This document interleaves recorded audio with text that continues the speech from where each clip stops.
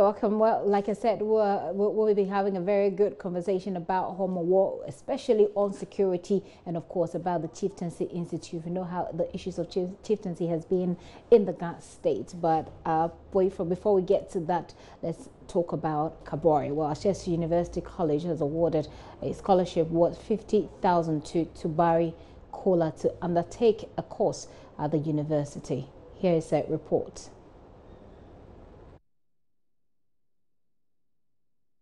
Exactly 2 weeks ago, I asked Tubare Kola how he felt about the poverty-stricken life he has endured since his birth. This was his reply. It is God's work. When I see my colleagues, at times the things when we are at school, the books they used to bring, they used to buy books, and even the clothing they wear. I don't have access to those things, but I just say, oh, God does everything. One day, if they might lack the chance, I also get them. That one day has come earlier than Tubare Kola had expected, and his luck has shone brighter than he ever imagined. The 20-year-old former student of Nandom Senior High School had gained admission to the University of Mines and Technology in Takwa and was awaiting another admission from the Kwame Nkrumah University of Science and Technology. But he had no hopes of going to school because he and his old mother, who is in her 70s, could not raise even 100 Ghana cedis to support his education. When we compiled everything, it was almost 5,000 Ghana cedis. Tubare's mother, Hawa Kola, had married in Babli in the Upper West region, and when her husband died, custom demanded that she marry her late husband's brother. As part of that custom, however, it was a bad omen to give birth to a boy as the first child in the second marriage. Unfortunately for her, her firstborn in that marriage was a boy, and she was driven out of the marriage. The family said it's a bad omen. So the sisters of the husband asked the woman to go with your Tubare, that's push away child. So they pushed the woman and her child away, Tubare, meaning push away. That is why she got up and came to this community with the baby boy to come and settle and look for help. Despite the difficulties he and his poor mother went through to survive in Bihe near Wa, Tubare excelled in school and completed Nandom Senior High School, scoring A1 in 6 out of the 8 subjects he wrote as a science student in the West Africa Secondary School Certificate Examination. When JoyNews aired his story, Ghanaians across the world responded overwhelmingly. At least 10 individuals and institutions have expressed their willingness to bear the full cost of Tubare's education throughout the university. Some have expressed interest in donating various sums of money to help him pay the fees, while others expressed interest in giving him accommodation in their private hostels on university campuses. In fact, Tubare had a choice, and he settled on the offer from Ashesi University College. We reach out to needy but brilliant students, and so when we can support them in their education, at least to study here at Ashesi. So when we heard the story, we reached out to the young man, and we're offering him a full scholarship that will take care of his tuition, that's his fees. It will take care of his accommodation. It will take care of his feeding. We will give him some pocket money. We'll give him laptop, anything that will aid his education here, and we're committed to that over the 4 years that we expect him to be with us here. I am very happy for this offer, and I want to thank each and everyone who has contributed to support me, and even those who heard the story and were touched, but due to certain reasons they could not support. May God bless them all. This is the engineering department of Ashesi University. Next week, Friday, Tubare Kola will be here to start his 4-year journey through this institution. Every cost has been catered for, and the only assistance left will be how to help him deal with the cultural shock in that dramatic journey from Bihe to Brekusu. But authorities of this school or university say adequate provisions have been made to help him fit in. We actually bring some of these students a couple of weeks ahead of the regular school season. We call it a bridge program. So we ease them back into the academic space because they've been away for some time, and we're hoping Kola will join us. And then once they get settled as part of their orientation, reintegration, we give them mentors. We have student mentors, so we're hoping for Kola, we see somebody quite close in background to him that he can identify with, who's gone through our system, and we've already identified about 2 such young men who can work with him. Fortunately, he will be doing engineering. Our Dean of Engineering went to Nandom Secondary like him, so we hope there will be some linkage, and so an older person will also act as a mentor to him. So they're different. We actually even have a psychotherapist on campus for mental wellness, because the transition can be dicey. Mining support company NGV Limited has also pledged to offer Tubare internship opportunities whenever he's on vacation and possibly help him to secure a job after school. Tubare says he will make the best out of the love Ghanaians have shown him. At the senior high school, I face challenges that sometimes I spend time thinking over things. But once I have a free mind, I have nothing to think about. I think when I get to Ashesi University, I will do my best. The story of Tubare is that of resilience and hard work in the midst of hopelessness that has paid off at the most opportune time. For Joy News, Manasseh Azure Arene reporting. That is certainly a story that should put a little bit of tears in your eyes. On Monday, JoyNews broke the touching story of the 20-year-old Tubare, whose mother was driven out of marriage when he was 3 months old. This is because of tradition, which frowns upon a male child born out of marriage with brother of a late husband. Let's get a bit more understanding on this. We have a sociologist on the line. His name is Kojovi Akpabli Honu. He joins me on the line. Sir, thank you very much for your time here on The Pulse. Thank you so much for having me. First of all, let me find out from you if whether or not you have followed the story and what you make of it. I have not followed the story earlier on, apart from the presence you just giving. You're talking about a woman who got married, the husband died. She was given to the late husband's brother. Yeah. Yeah, and according to the custom of the people, she should have given birth to a female child, yes, but rather she gave birth to a male child, yeah, forcing her to be banished together with the male child. Yes, exactly. Yeah. So that is what I've heard. What do you make of it as a sociologist? Would you describe this as a very normal story, a very normal Ghanaian story, or is it really something that you wouldn't expect in this contemporary time? Well, I don't know what you mean by a normal Ghanaian story. We have different cultures and with their tradition. So I would say it may be one of their tradition. That is one thing. As to whether that kind of customary observance, it's relative to contemporary times, that is also another thing to talk about. Well, in that case, let's look at how some of these cultural practices can be. I mean, how can we work it out? Because, but for the story that was made, by my colleague Manasseh Azure Winning, this gentleman who has done so well at the senior high school would not know what the future, held for him. Yes. Let me look at it from the perspective from which you introduced the story to me. As I said, it's a customary observance of the people. We also have it in other traditional jurisdictions. For instance, I know that some other groups of the Ewe or the Anglo, a man dies, and the wife remarries maybe someone in the house or elsewhere.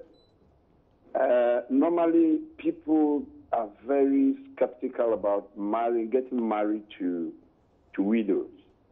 They think they have a kind of ill luck, and that when they get married to a widow, they expect a female child.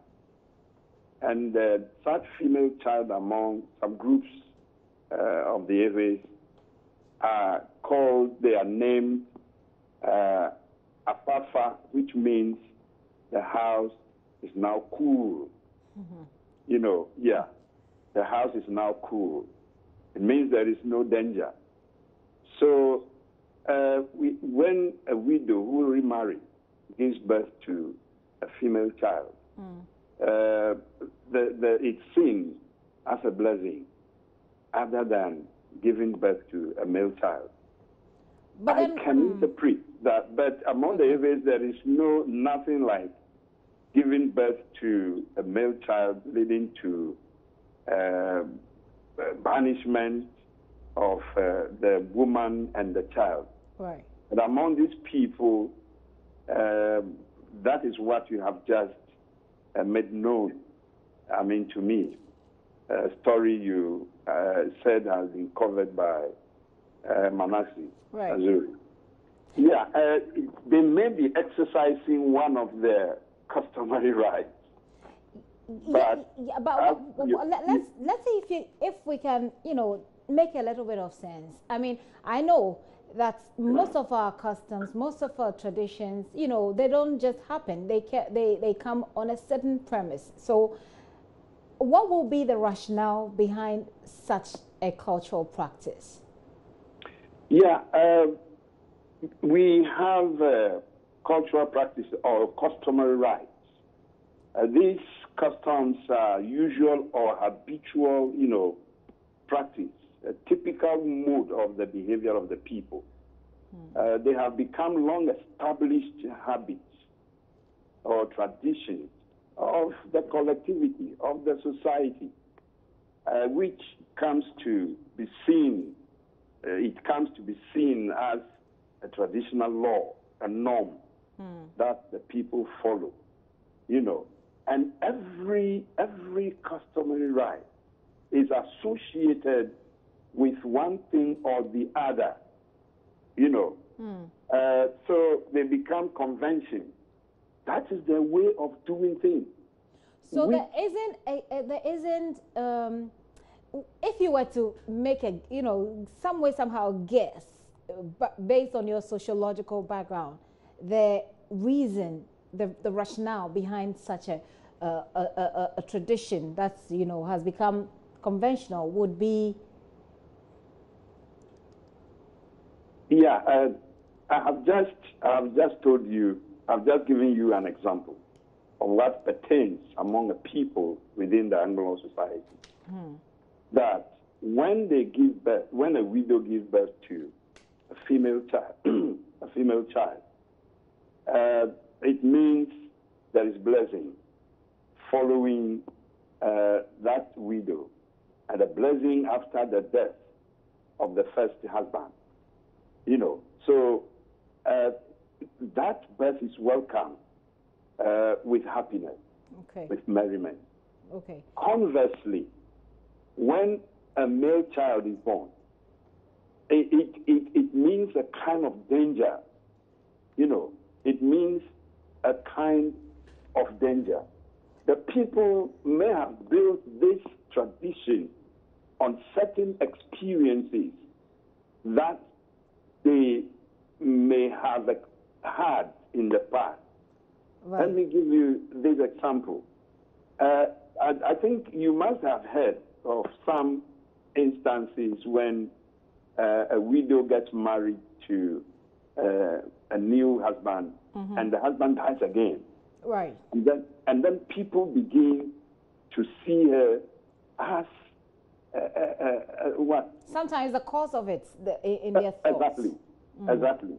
But once that widow gives birth to the new husband, and the child is a female, that kind of step does not follow her anymore. But what beats my mind in all of the examples that you've given, sir, is that in the patriarchal society, in a society where women have struggled through, through the years to be recognized, to be seen, to be heard, isn't it rather interesting that a male child, in whatever circumstance, would be a source of tragedy?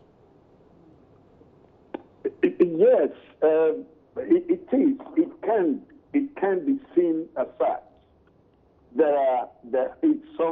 It's normally the men who calls the shot if it comes to rules governing the behavior of women. Right. Look at widowhood rights. If you look at the way it is performed for the woman, for the widow, it is different and more strenuous than it is performed for the widower. Right. If you look at female genital mutilation, which I, of course, toned down a little bit to mean female genital surgery, you would see that it is the men who promulgated that law, that right. customary law. Right. If you look at the Trokovi practices or the Trokoshi practice, yeah, it's only women that are sent to the although men can also, or young boys can also be sent to the shrine. Right. But the deity prefers women. A woman. And then if it comes to witchcraft and the way we exercise witchcraft from society, we banish witchcraft from society. Right. It's normally the woman. It's normally the woman. But from your perspective, is there a possibility for change, especially when I know, for example, that for the trochosis and for the female genital mutilation, we've had a lot of issues with it. There's been a lot of sensitization. People are still doing it. But in this case, where you've given birth to a human being, and because of that, you have to, lose your family, be pushed out from the family. From your perspective, as someone who has studied sociology, this long, is there a possibility for change in our current circumstance as a nation? Certainly, society is dynamic. It's never, culture is never static.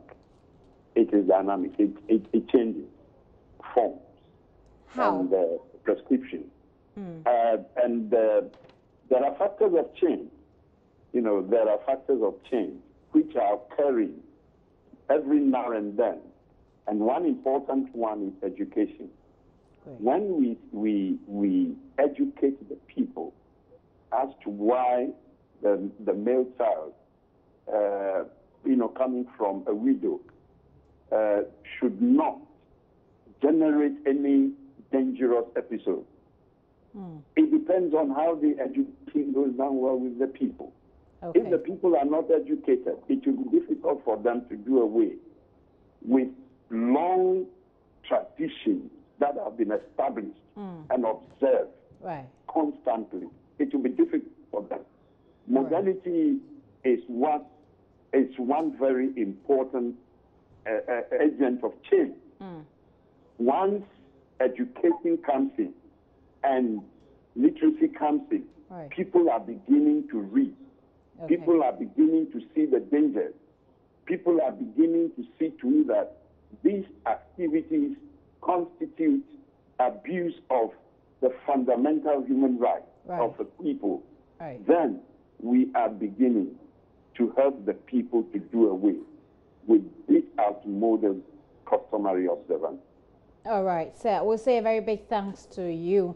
We've been speaking with Efo Kojovi Akpabli-Hunu. He's a sociologist at the University of Ghana. Hopefully, now that Tubare is going to study, he'll be able to send the education to that part of the country where it will be understood. And hopefully, he will be the beginning of change in that part of the country.